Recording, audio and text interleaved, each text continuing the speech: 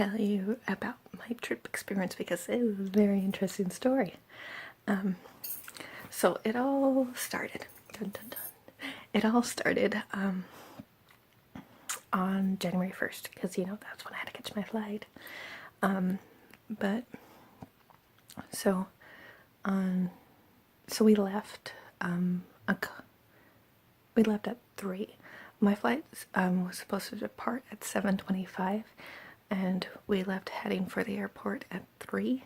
So to give us plenty of time, because last time I came to Korea, I was an hour late for my flight because I was stuck in TSA, even though I arrived there 2 hours early.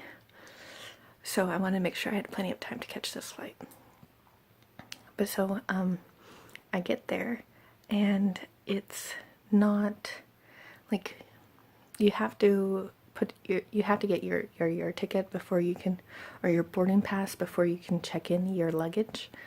And to do that, you either put in your confirmation code or your reservation code, whatever they gave you, or your passport, into those little machines. You've probably seen them at the airport if you've gone to the DFW airport.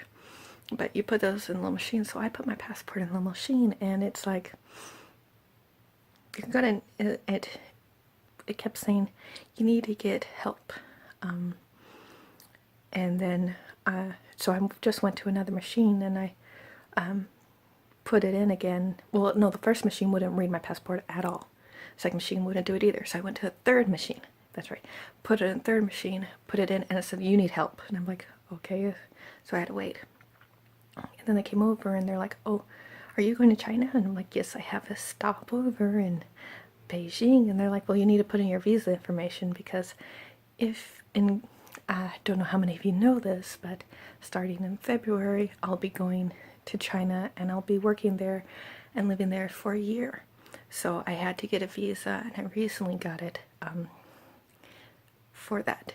Luckily, my visa is a multiple entries visa. So, but anyway, so they had to put in the visa information, and when I was like, but I was just doing a stopover, it was like, why do I have to put my visa information? I guess because I asked that question, and the lady was a little confused, or I was also worried that because if I have to use my visa information to just do a layover, is it going to cancel out my visa? Because I need that in February, So it's $140, and I was like, I don't want to pay that again or go through the whole process of driving down to Houston, applying, and driving back, and then driving back down to Houston 4 days later to pick it up, I don't want to do all that. So the lady tries to help me, figure out, do I really need to put in the visa information? What's going on? And then she tried to be nice and put me on an earlier flight, which was supposed to leave at 4:07, and it was like 3:30 at that point. But the machine wasn't working with her. It wouldn't print out the check luggage ticket. It wouldn't print out the boarding pass. And so eventually at 4, and then 4:05, she's like, okay, I'm just going to put you back on your regular flight. And so that took a little bit more time. And then so the machine finally cooperates with her, and she gets it done. She gives me my boarding pass for just the flight from DFW to Houston, because I had my stopovers for Houston, and then Beijing, and then finally on to Seoul. But she just gives me the boarding pass. She prints out my itinerary at first, and then she sends me on my way, and then I realized she didn't actually print out the boarding pass, so I had to go back and get my boarding pass.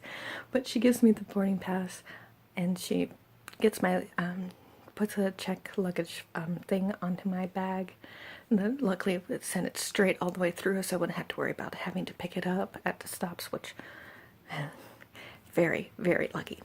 But anyway, and then I go through then I go to security, and I'm a little worried at this point because it's after 4, which means now it's really close to, like, I hope I have enough time to get through security. And I get through security in like 10 minutes, and I'm like, what happened? Why was last time so long? I mean, why was this line so short? Everything went super fast. It's just, and And it even went super fast with me dropping up a whole bunch of stuff and forgetting to push my luggage through the machine and just letting it sit there watching it. I mean, but it worked out. So then I get to my flight, you know, my gate, and I just sit there and wait for 3 hours. And then the plane arrives, woohoo! And I give them my boarding pass, I get on the plane. On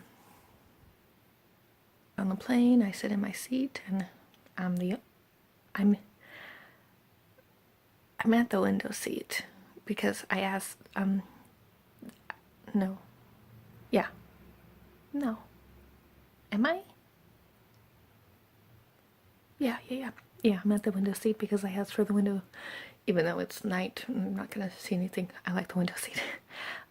Yeah, so I'm sitting at the window seat and the plane fills up and I'm by myself. The other two seats completely empty. Which means when the stewardess, you know, they come by with, because it was just an hour flight, they only came by once, and it was just with orange juice or water, and I got orange juice. But that meant when they came back through, you know, to pick up all the trash, they didn't see me. So I still had, you know, trash. It was until they went through and they had to do the security check that they realized I still had trash. I still had that cup. And it was like, what did you want me to do with it? I'm so lucky I got the orange juice though. They did see me for that, which is nice. But, and it was actually was an hour flight. It was 45 minutes and it went by super fast. Super fast. But yeah, and then so I got off at Houston, but you know, at this point I don't have the boarding pass for the plane to Beijing. All I have is my itinerary, and I didn't even know what gate number I needed to go to. So that was, but luckily, so I get, I think it's about 8 something when I get to Houston, but my flight doesn't leave until about midnight. It's not supposed to leave until midnight. No. A little after midnight, yeah, because there's a few minutes, like 5 or 10 or something like that. A little after midnight, which means I had 4-hour wait.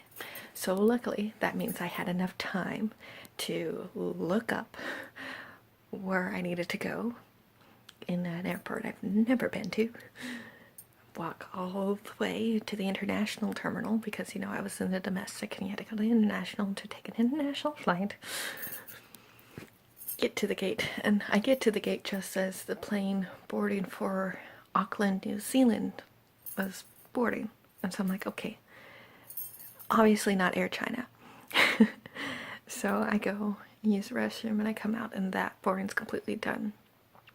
And then it's a completely different company than Air China, so I have to wait for them to leave and Air China to take over before I can even like ask for my boarding pass. But this is a really long video, so